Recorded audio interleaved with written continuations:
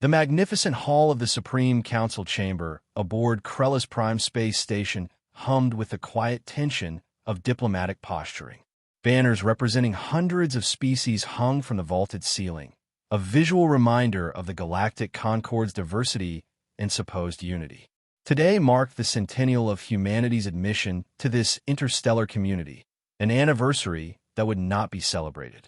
Ambassador Ilara Vance stood straight-backed at the central podium, her simple, gray, diplomatic attire stark against the ornate ceremonial garb of the other representatives. Unlike most human diplomats who tried to mimic the flamboyance of older galactic species, Vance preferred understated elegance. Her silver-streaked dark hair was pulled back in a practical knot, her weathered face betraying decades of frustrating negotiations. Behind her, disguised as a technical assistant, Admiral Marcus Thorne maintained a carefully neutral expression. His military bearing was almost impossible to conceal completely, but few would suspect that one of Earth's highest-ranking military commanders would be present at what was supposed to be a purely diplomatic function. Esteemed members of the Concord, Vance began, her voice clear and measured. For the past century, humanity has been a loyal, productive member of this galactic community. We have contributed to scientific advancement, cultural exchange, and economic growth. Yet, we remain classified as a subsidiary member, with severe restrictions on our territory, trade, and defensive capabilities. The chamber remained silent, but Vance could see the slight shifts in posture, the subtle exchanges of glances among the more powerful delegations. The KRYLL representatives, with their imposing armored exoskeletons and prominent mandibles, didn't bother hiding their dismissive attitudes. Today, I present Earth's final proposal for full equality within the Concord, Vance continued, activating a holographic display. We request the immediate lifting of fleet-size restrictions, the removal of trade embargoes on advanced materials, and the cessation of protective oversight of our colony worlds. A low murmur rippled through the chamber. Vance's assistant, Lyra Nova, a sharp-minded analyst in her 30s, discreetly monitored the reactions of various delegations on her datapad. High Chancellor Kthar of the KRYL Dominion, the de facto leader of the Concord, leaned forward in his massive, ceremonial chair. His exoskeleton gleamed with decorative metals signifying his clan's ancient victories. When he spoke, the translator conveyed his clicking language with aristocratic intonation. Ambassador Vance, we have reviewed your proposal in detail. Kthar's massive clawed hand waved dismissively at the hovering hologram. The Galactic Concord must reject these requests in their entirety. Vance maintained her diplomatic composure, but her eyes hardened. On what grounds, Chancellor? Kthar's mandibles flexed in what the more experienced diplomats recognized as the KRYLL expression of contemptuous amusement. On the grounds of humanity's well-documented volatility. Your species emerged from your homeworld just 2 centuries ago, yet your history is rife with territorial aggression and self-destructive tendencies. He stood, towering over most species present. Need I remind the Council of Humanity's numerous interspecies conflicts, their global wars, their development of weapons capable of rendering their own planet uninhabitable? This is precisely why the protective measures exist. Not to constrain humanity, but to protect them from themselves and to protect the greater galactic community. Several elder species representatives nodded in agreement. The Zerkian delegate, a longtime KRYLL ally, made a gesture of emphatic support. Vance's voice remained steady. Chancellor, humanity has maintained peace among our colonies for over a century. The conflicts you reference preceded our development of faster-than-light travel. We have demonstrably evolved beyond. Evolution takes millennia, Ambassador, Kthar interrupted, not a mere handful of generations. The restrictions on humanity remain not only appropriate but necessary. From a side gallery, Ambassador Xylos of the Altari Cooperative, a smaller, neutral species, watched with troubled eyes. The diminutive, amphibian-like diplomat's gills fluttered with nervous energy. Xylos had always found the Concorde's treatment of humanity troublingly reminiscent of how his own species had been marginalized centuries earlier, before finding powerful allies. Thar raised his ceremonial hammer, a symbol of the KRWL's military dominance and his authority within the Council.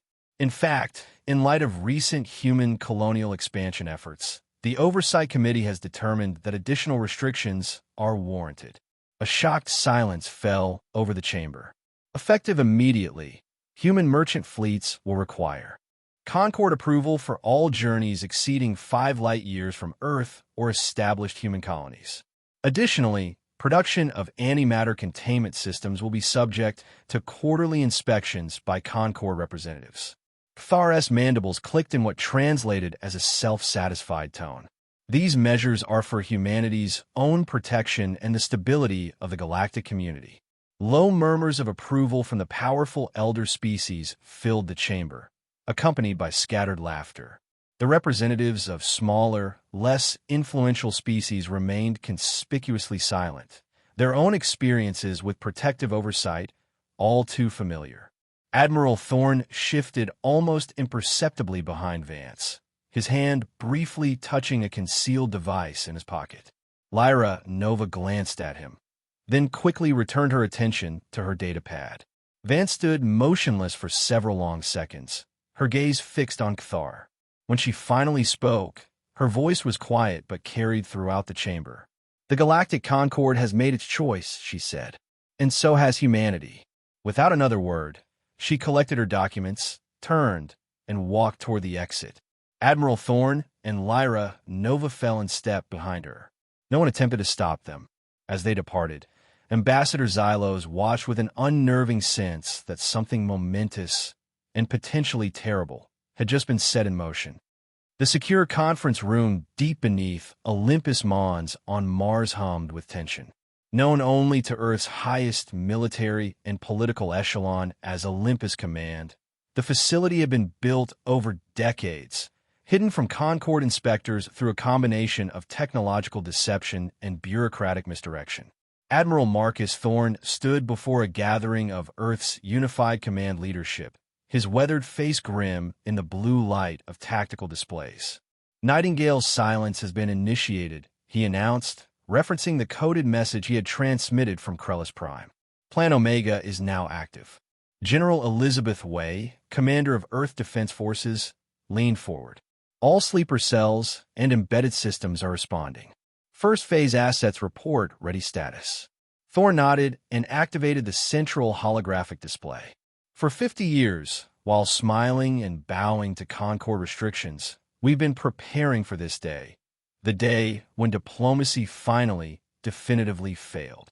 The display showed a complex network of military assets throughout human space and beyond, ships, stations, and systems that officially didn't exist.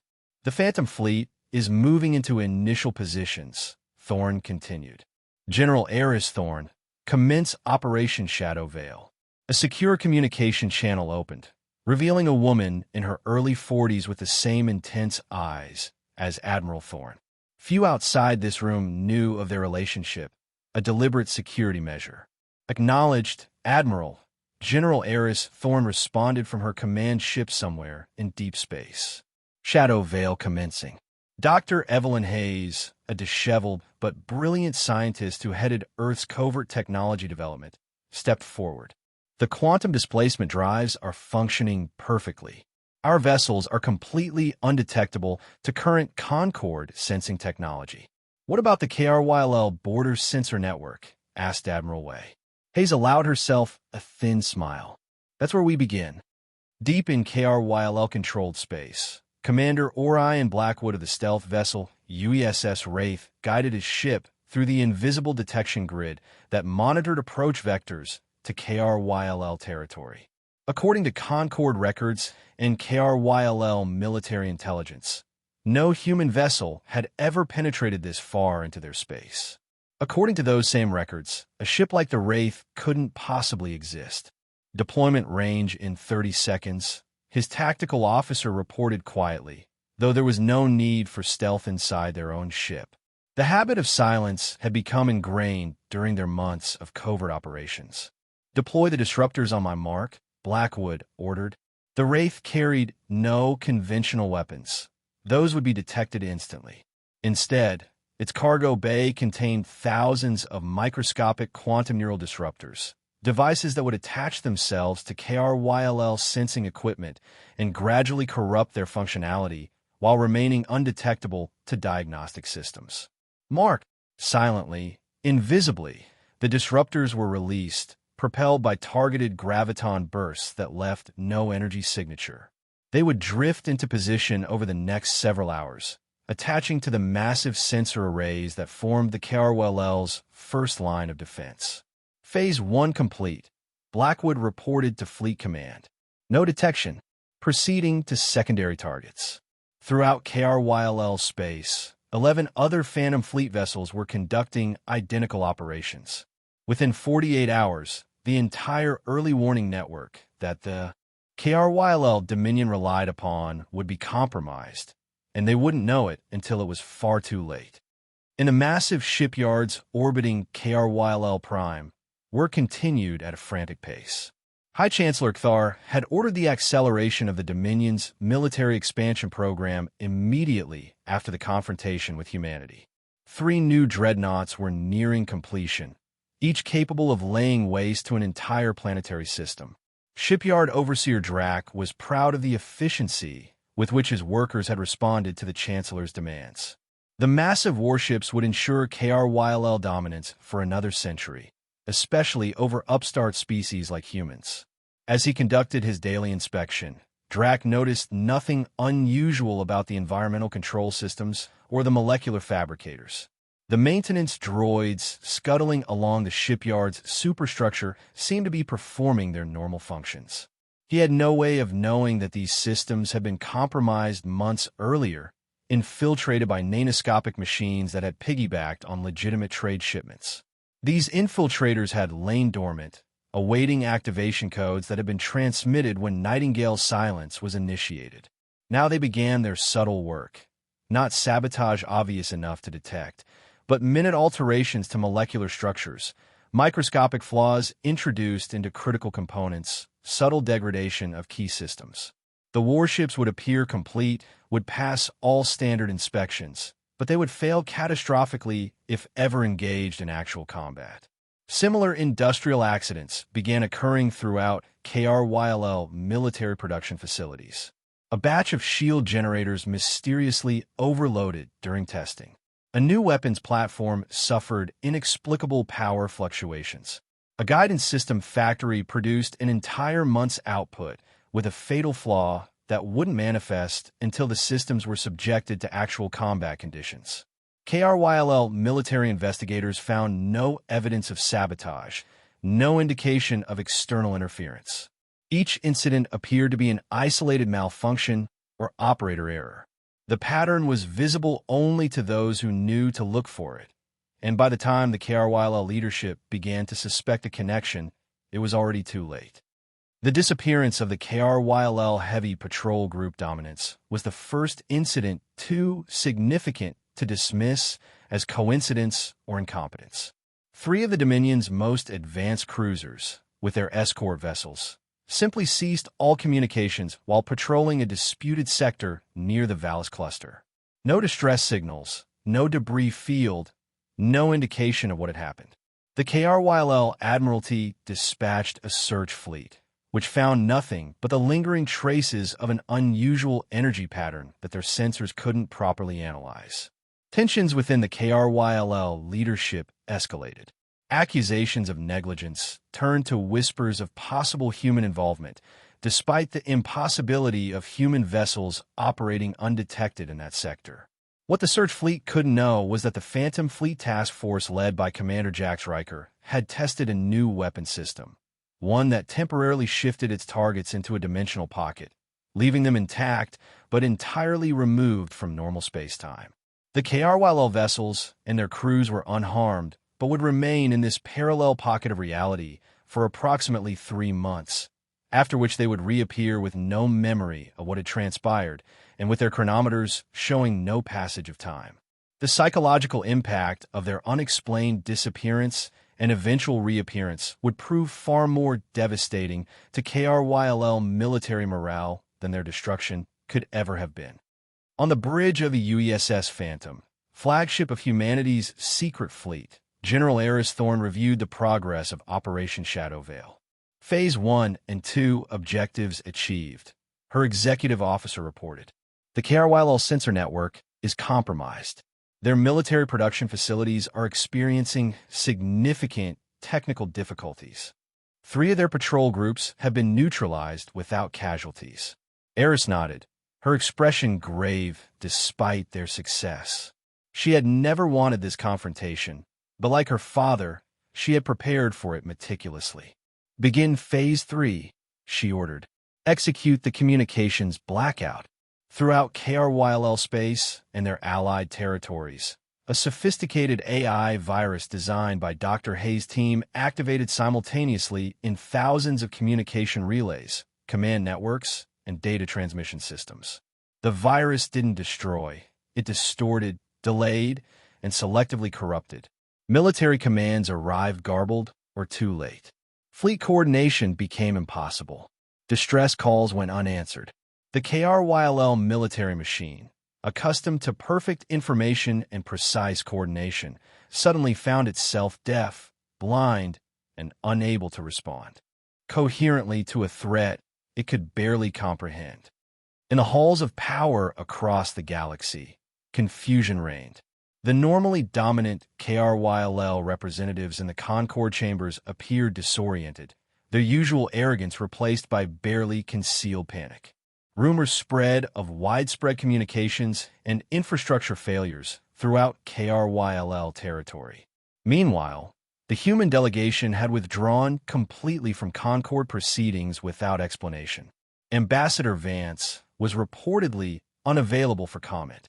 Earth's colonies had ceased all non-essential communications with non-human worlds. Then came the message.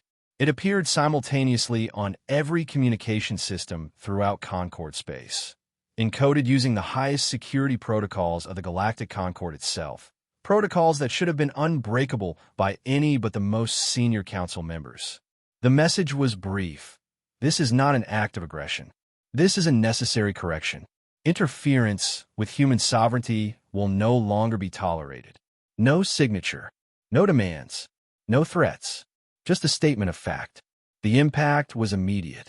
Smaller species who had long suffered under KRYLL dominance began quietly withdrawing their support. Trade agreements were suddenly under review.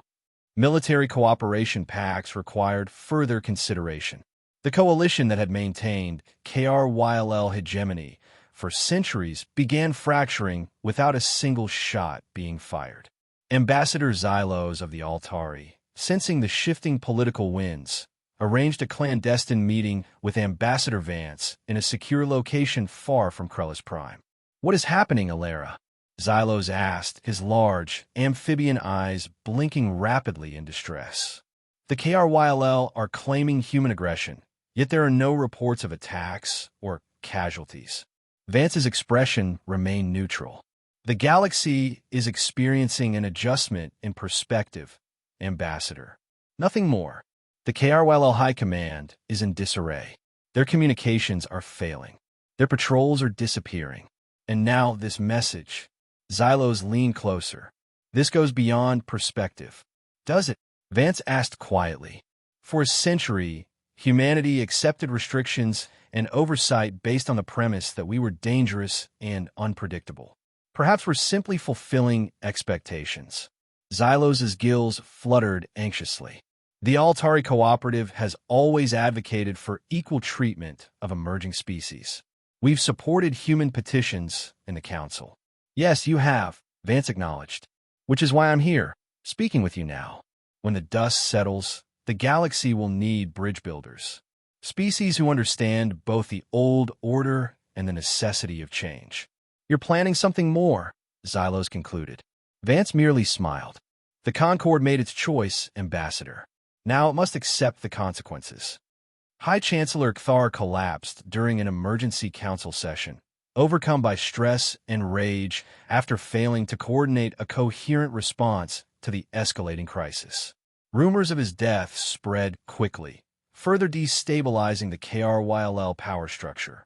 Supreme Admiral Borak, as the highest-ranking military leader, assumed emergency control of the KRYLL Dominion. His first act was to order the Central Fleet, the pride of KRYLL military might, to a strategic rally point near human space. The message was clear. This show of overwhelming force would remind the galaxy of KRYLL supremacy and compel the humans back into submission. As the massive armada assembled, over 200 capital ships and their escorts, Borak addressed his commanders from the bridge of his flagship, the Inevitable Conquest. The humans have somehow managed to disrupt our communications and sabotage some of our facilities, he acknowledged. But they cannot stand against the concentrated might of our Central Fleet. When they see our strength, they will have no choice but to surrender and accept whatever punitive measures we deem appropriate.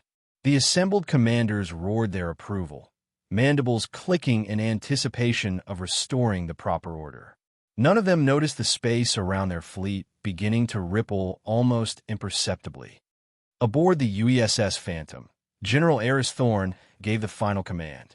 All vessels, execute emergence protocol. Precision positioning only. Weapons systems in passive mode. Throughout the KRYLL formation, space itself seemed to fold and distort as Phantom fleet vessels phased into normal space from their quantum-shifted state. Smaller human ships appeared directly adjacent to KRYLL dreadnoughts. Larger vessels materialized in the heart of KRYLL battlegroups. Within seconds, the Phantom fleet had integrated itself completely within the KRYLL formation, a feat that should have been tactically impossible. Before the KRYLL commanders could even process what was happening, Eris opened a direct communication channel to Admiral Borak's flagship. This is General Eris Thorne of the United Earth Defense Forces. Your fleet has been compromised. On the bridge of the Inevitable Conquest, Borak roared in fury.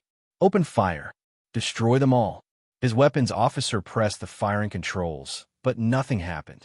Throughout the KRYLL fleet, weapons systems went dark. Engines failed. Shield generators power down. Every offensive and defensive system had been neutralized simultaneously. Eris Thorne's holographic image appeared on the bridge of the KRYLL flagship.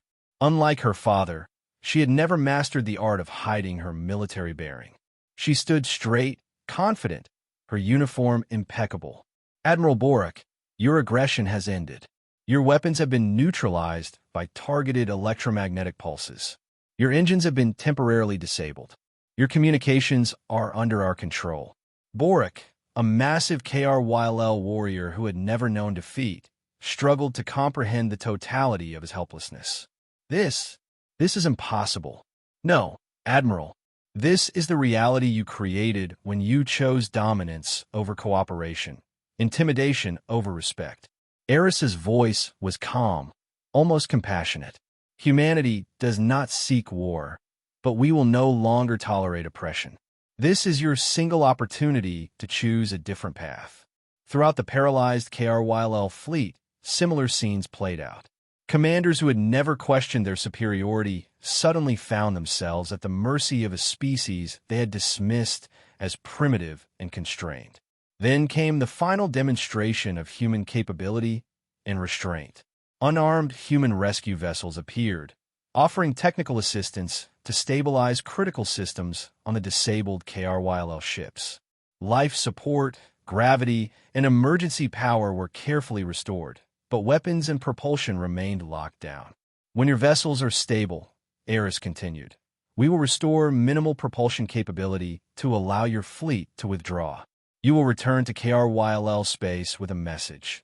The era of KRYLL dominance is over. The Galactic Concord will be reformed as a true partnership of equals, or it will cease to exist entirely.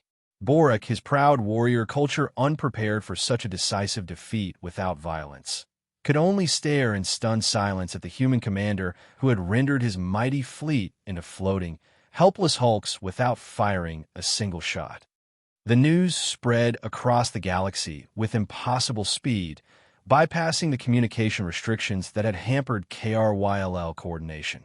Detailed recordings of the Central Fleet's neutralization appeared on every information network. The unthinkable had happened. The invincible KRYLL armada had been utterly defeated without a single casualty on either side. In the chambers of the Galactic Concord, the power balance shifted overnight. Species that had been intimidated into supporting KRYLL policies for centuries suddenly found their courage. Demands for reform echoed through the Great Hall where, just weeks earlier, humanity had been dismissed and humiliated.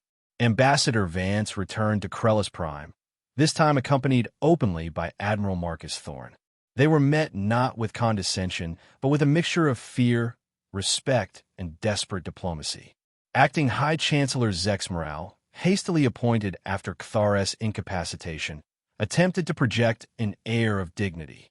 The Concord is willing to reconsider humanity's status in light of recent developments. Vance's expression remained impassive. The time for consideration has passed, Chancellor. We are here to present terms. The chamber, once filled with the confident voices of elder species, fell silent. First, all restrictions on human military and economic development will be immediately and permanently lifted, Vance stated. Second, a new Concord Charter will be established based on principles of absolute equality, respect for sovereignty, and genuine diplomatic resolution of conflicts. Admiral Thorne activated a holographic display showing territories throughout the galaxy. Third, the KRYLL Dominion and its allies will withdraw from all illegally occupied territories of less powerful species. Zex Morale's mandibles clicked in agitation. These demands are not demands, Vance interrupted quietly. Statements of fact. The future of this galaxy will be built on mutual respect, not intimidation. Humanity is prepared to share certain non-military technologies to advance the common good, medical advancements, sustainable energy systems, agricultural improvements. She looked around the chamber, meeting the eyes of representatives from dozens of species. But we will never again allow ourselves or others to be subjugated through fear or force. In the days that followed, the Galactic Concord underwent a transformation unprecedented in its millennia-long history. The KRYLL Dominion, its military neutered and its empire fragmenting, had no choice but to accept the new reality. Smaller species, emboldened by humanity's stand, claimed their independence and equal status. What most species found most remarkable and most terrifying was that humanity had achieved this revolution without resorting to the wholesale destruction that had characterized power transitions throughout galactic history. They had demonstrated overwhelming superiority and then chosen restraint. It wasn't lost on anyone that this restraint was itself a form of power, perhaps the most formidable kind. 5 years later, Admiral Marcus Thorne stood at the observation dome of the new Concord headquarters on Luna, Earth's moon. The structure had been built as a symbol of the new galactic order, one where Earth held a central but not domineering role. Ambassador Vance joined him, her diplomatic responsibilities finally winding down as she prepared for retirement. "Quite a view," she remarked, gazing at the Earth rising above the lunar horizon, brilliant blue against the void. "Worth fighting for," Thorne replied. "Or rather, worth not fighting for, as it turned out." Vance smiled slightly. "The greatest victory is the one that requires no battle. A lesson the galaxy has finally learned."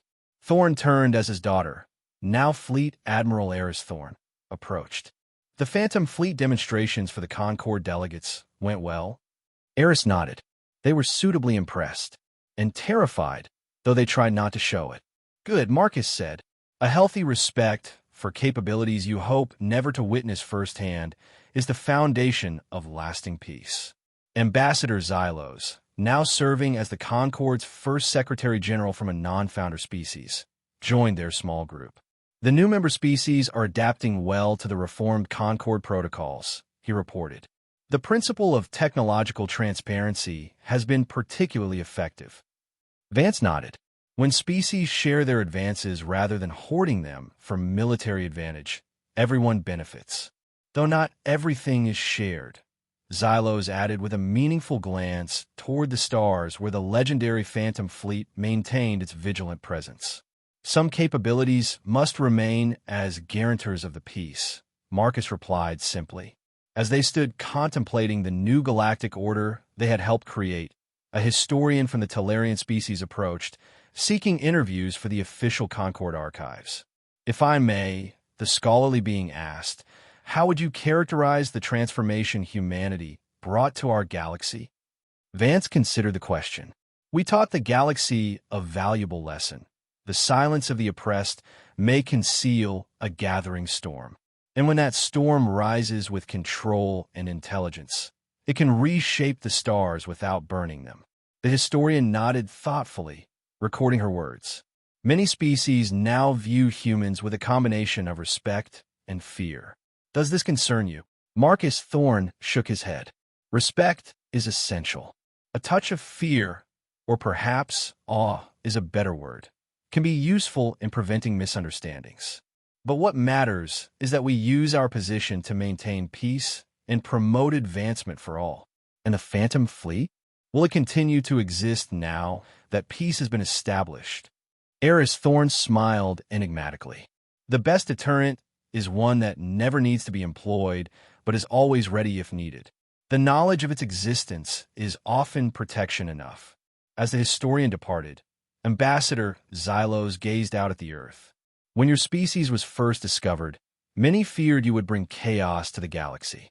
In a way, they were right, but it was a necessary chaos, a disruption of an unjust order. Evolution requires disruption, Vance replied.